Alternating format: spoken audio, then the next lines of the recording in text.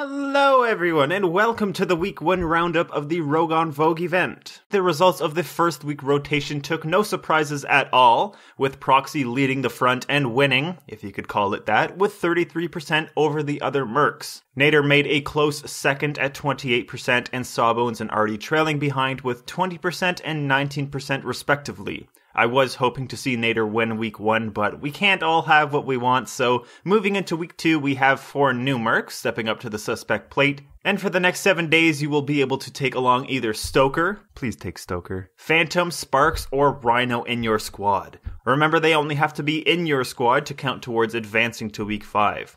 Now already we're seeing somewhat of a prominent lead between Stoker and Phantom, which is good news for me since I do want to see Stoker take week 2, but Sparks doesn't seem to be getting as much love as I expected her or kind of hoped her to have. Although when you put her in a week alongside Stoker and Phantom, she's probably not going to come out on top. Another thing that I'm not too surprised at, and actually kind of glad about, is that Rhino is currently trailing behind the furthest in the race. I think with the choices we have for week 2, it's no surprise that Rhino would be outpicked.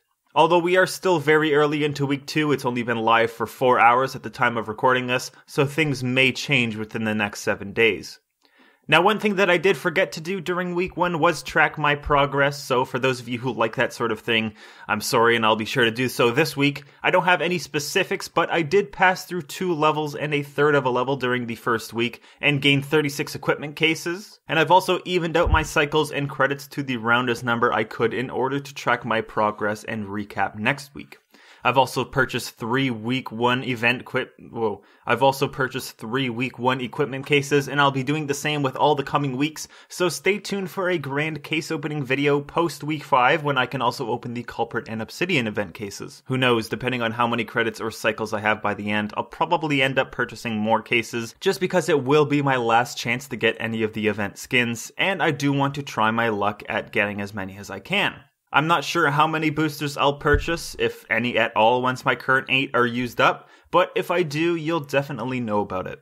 Oh, and by the way, for any of you curious, within those 36 cases that I obtained from week 1, in them were contained 30 leads, 5 irons, and 1 silver card. The silver was actually a pretty good loadout for Stoker, and considering that he's on this week's free rotation, it couldn't have come at a better time. So you best believe that I'll be putting that card and that merc to the grind this week, doing my part to try and ensure Stoker's place among the week 5 playoffs. Anyways, that's just about it for week 1 news, so I hope you enjoyed this quick little recap, and I'll see you in the next video, whatever that may be. But until then, as always, take care everyone.